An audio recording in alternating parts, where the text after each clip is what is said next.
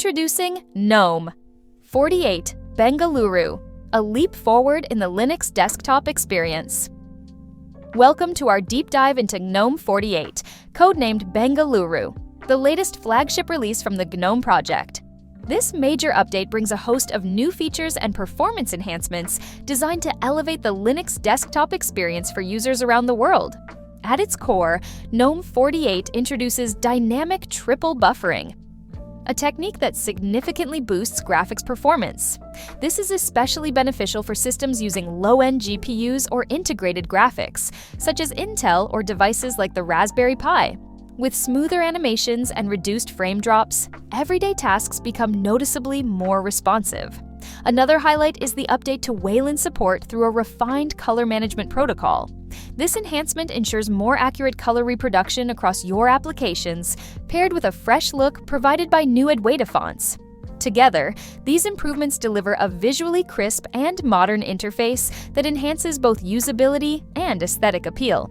GNOME 48 also marks a significant step forward in promoting digital well-being.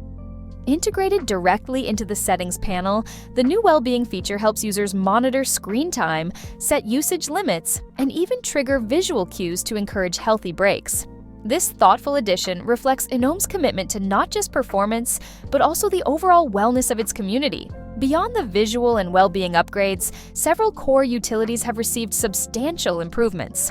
The Files application, Nautilus, now offers faster directory loading and enhanced thumbnail generation, making file navigation more efficient. Meanwhile, the updated GNOME Control Center brings practical features like battery charge limiting, ideal for prolonging the life of your laptop battery, and better integration for modern authentication methods, such as fingerprint enrollment. With GNOME 48, users can expect a more streamlined and modern desktop that will soon become the default on major distributions like Fedora Linux 42 and Ubuntu 25.04. This release is a testament to the GNOME Project's dedication to evolving the Linux ecosystem, combining refined performance, enhanced usability, and forward-thinking features in one cohesive update. Thank you for watching our overview of GNOME 48 Bengaluru. Stay tuned for more in-depth reviews and updates on the latest developments in the Linux world.